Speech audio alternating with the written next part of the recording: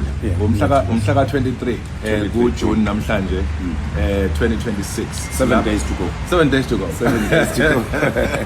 Silapha Yeah. eThekwini namhlanje ngithe ke siphinde sixoxisana noMkhaya ngodaba lolu lenzuka inke ekhona and mhlawumbe uqala nje eMkhaya ngihlala ngqoma umsebenzi omuhle enwenzayo ukuthi niwenza ngokuthula nokuyimisela neorder futhi nijabulisa abantu abaningi nabanye sebethi induka engaphathwa ngoba benethemba lokuthi mhlawumbe induku iyozenekwa iseniswana balinde ukuthi sibachukuluze manje bayabona sibachukuluze sebecinga into yokusichukuluza ke kanti phela induku into eyithi nje kwaZulu lesiphathala yabona nje basingayiphethe eMkhaya asiphelele kunjani indoda ngenduku nami nje khona ekhaya ayikwazi ukuhlala ingabheki njalo so siyabonga eMkhaya 7 days to go and kade ngibuka la eThekwini bekhuluma umeya la umnumzane Caba ngicabanga ukuthi ensukwini ezimbali ezedlule ethi uma nje abantu bekhuluma nje kuphela ama-allowance illegal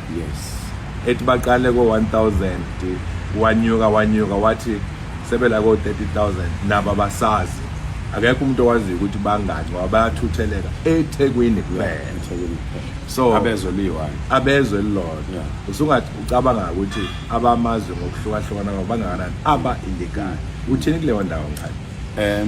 Mkhaya wami ngiyathokoza my mentor ubaba uGugulethu Xaba uShwabata mfowethu okokuqala into esizama ukuyikhombisa uhulumeni ukuthi uhulumeni buka ukuthi inkinga ingakanani inkinga ibonwa yithi thina sihleli nayo sicela usihloniphe sicela usilalele uma umeya ethi akasazi nokuthi uzokwenza njani because labo bantu sebeyolaka ko 30 million ukhuluma ngabantu abayilethile baseMalawi kuphela kusekhona abantu baseMalawi abasayihlalele bona endaweni zabo ngoba mhlambe banayo imali mhlambe bathenjisa ukuthi bazovikelwa mhlambe futhi bahlela ukuthi bazohamba einzukwini banama resources okuyihambisa but if umasipala weTheku wodwa ngezwe lodwa ukwazi ukuthi kube nabantu abasendaweni eyodwa about 30,000 ithini leyo nto ngo-States SA isho ukuthi u-States SA kahle hle yonke leminyaka uqamba manga kithi and mangabe sidam sakha thina every time akhona ama-video amangifakazela eMkhaya if we are thumb sucking we are saying ama-foreigners in this country are more than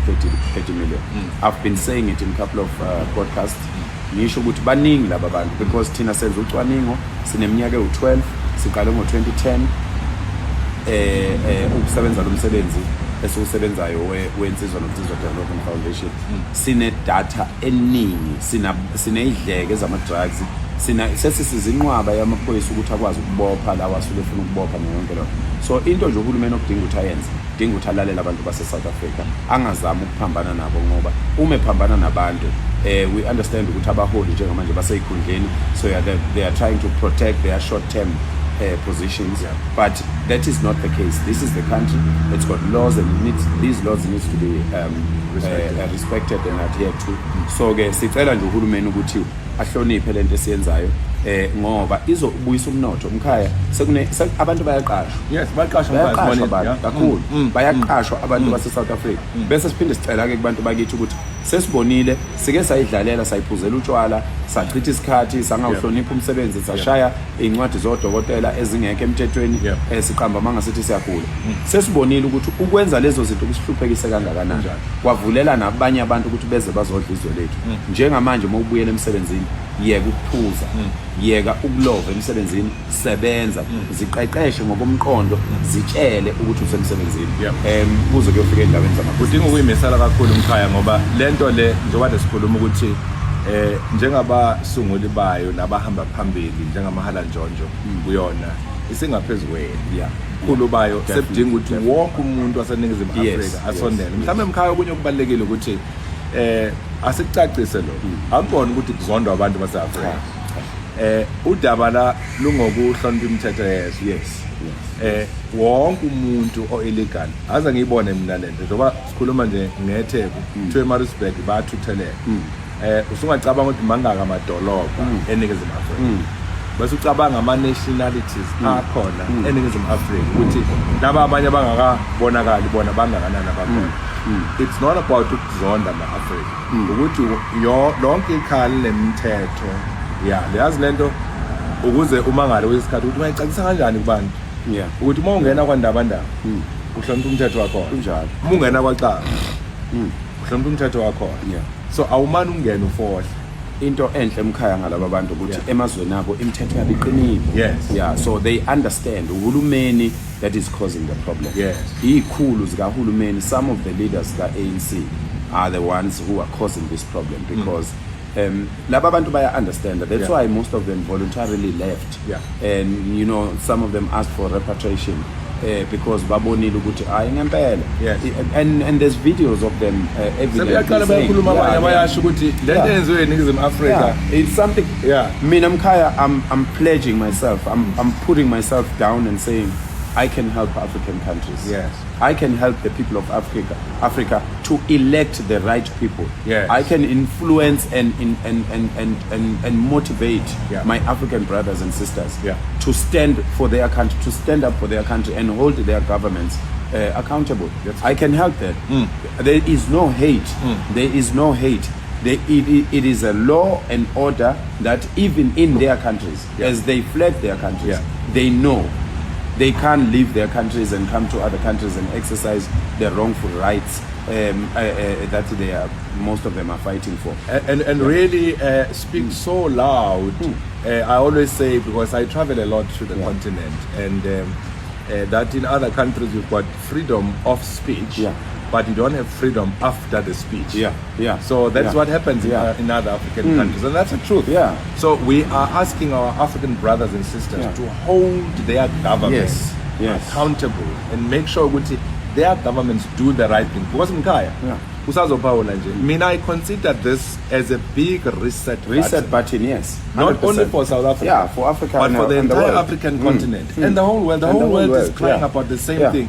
There are other places lapho baxosha khona wonke umuntu wase-Africa. So what does that say to us about Africans, about our governance? We need to come together. In respective countries, people need to come together, and because the problem is the politicians have taught people to be violent. The reason why they are frustrated is because we are not violent, and they are frustrated that they wanted something to talk about and even arrest you and arrest us, and now they don't have anything abangayisho.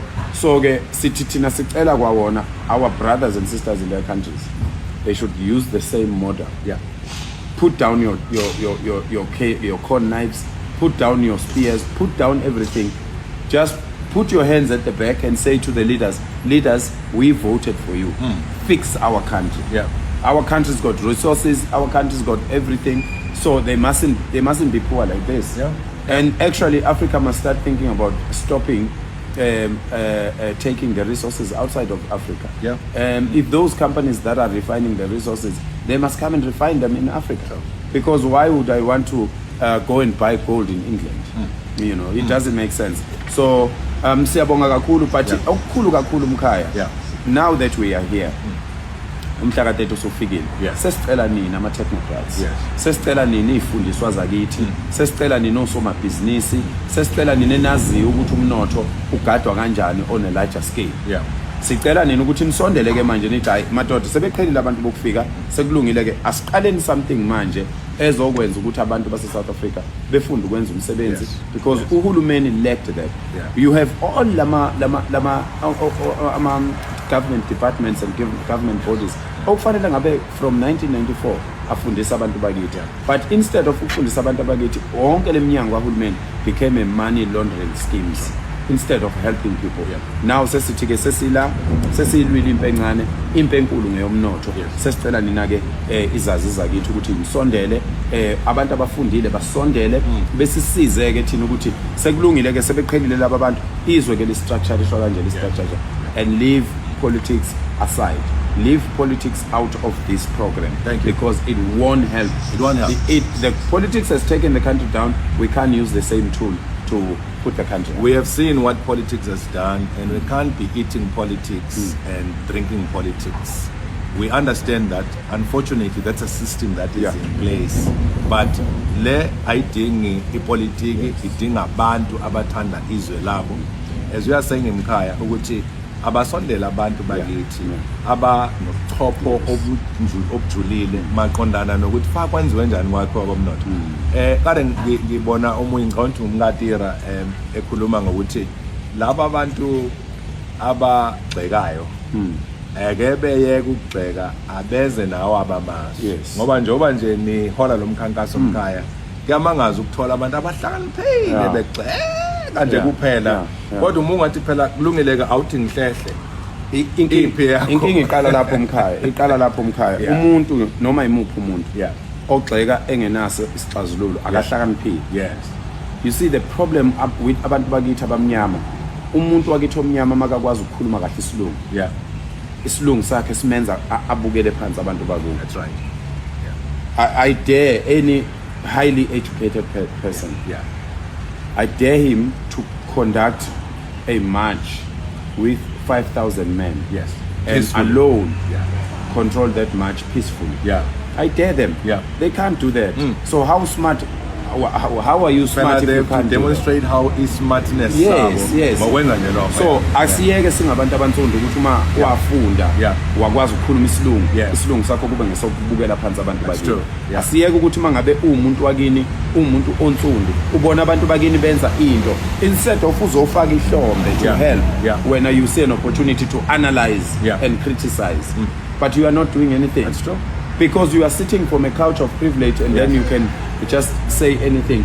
We are men. We are just clear about the country. We know what we want about the country. And the same people that speak high English and big English, they have no vision about the country. You've never seen them in one video talking about the country or doing something about the country. The time to talk is done. The time to promise people is done. The elections are coming. No leader must go to your house and campaign and tell you what he's going to do in the next 5 years. They must do it now because it's been 32 years. They've given every promise. We've had every promise. We've seen every act and we've seen everything. Sesanele manje. Akasekho umuntu kufanele efike emakhaya ethi uzokhankasa. Kufanele kwenziwe manje. Mabe ngafuni ukwenza manje yikho ke thina senza ngalo ihlobo senza. It's very interesting ukuthi for the longest time many of the politicians and other analysts and everybody else have always been saying we are sitting on a ticking time bomb. And with unemployment, murder rates, and a whole lot of ills that are out there in the society. And what amazes me is when people who should be calling you as leaders, even at the national level, and saying, come, let's sit. Smonile tina kusuka kudala ngekhathi zoMadiba ukuthi mama bunu engaphathekile kahle kwenze ukuthini babizwe fast kuthiwa come let's sit around. But we appreciate it. We have seen some provinces calling you, but we have not seen this done at the highest level of this country, which I believe should have been done long time ago, to say you represent the people that are really frustrated on the ground. And this is something that is happening all over the country. Siyabonga mkhaya ngenxa yesikhathi. Siyathokoza kakhulu ukuthi usinikeze leli thuba and siyakhuleka and siyabonga ukuthi konke nikwenzayo kuzosebenza kahle futhi njengoba nisho ukuthi akuliwa namuntu akubulawa umuntu akushawa umuntu kulwelwa izwe ukuthi libe right. Siyabonga kakhulu umhla ka-30 bafowethu is just a day. Umhla ka-30 is just a day that we put out there as a deadline. Akusi event, so nobody is going to get hurt. Nobody is going to destroy any business. Asifuni bantu abazohambe beyolutha bethi umhla ka-30 unqamla juqu. Akusiyo umnqamla juqu ukulutha umhla ka-30. Usuke salibeka ukuthi ngalo kufanele abantu bokufika bebe sebehambile. Uma bebe abanye bengakahambi ngoba sibabonile phela behamba. Kufanele nathi siyibone masinqoba. Kufanele kube lula ukubona mawunqoba. Ungalwi nento noma usuyehlulile. Njengamanje we wanted to get the attention of the leaders. We got the attention of the leaders. Let us show ukuthi sihlakaniphile, sikhombisa ukuthi siyaphila, sikhombisa ukuthi lento esiyifunayo into yangempela siganga. Ngakho ke akukho kubi okufanele kwenzeke. Uma kuyobe khona abasasele after e30 sizobuka ke leyo nto ukuthi sisukela lapho kuya phambili senza njani. Siyathokoza kakhulu. So bese siqoqana ke mkhanje ngoba ucelile kakhulukazi abantu abadila nomnotho. Sihlale phansi sakhe igunundu elizobe lixoxa kakhulu ukuthi kwenziwa njani ukusiza isimo kuya phambili. Siyathokoza kakhulu mkhanje. Thank you so much. Phakela Umthakathi has assured supporters that the planned march on the 30th will proceed in a peaceful and organized manner. With only 7 days left before the highly anticipated day, which is the March and March, or let me just rather say the deadline, he has urged all participants to remain calm, disciplined, and focused on the purpose of the demonstrations. He emphasized that violence will not be a solution and warned that any act of destruction or lawlessness could undermine the message that citizens are trying to send. According to him, the march is intended to be a platform for people to voice their concerns in a lawful and respectful way. Phakela Umthakathi also called on everyone taking part to work together, respect law enforcement officials, and avoid any confrontations. He said that the strength of the movement lies in unity, discipline, and peaceful action, not in violence. As the countdown continues, supporters are being encouraged to prepare responsibly and ensure that the march on the 30th becomes an example of how citizens can stand together, express their concerns, and demand change without resorting to violence. He believes that a peaceful and united march will send a far stronger message than chaos ever could. So please actually leave us a like and subscribe to the channel if you are new here, and I would love to know what you think about the entire message of Phakela Umthakathi. Please leave us a comment down there. Let us actually have a conversation about this.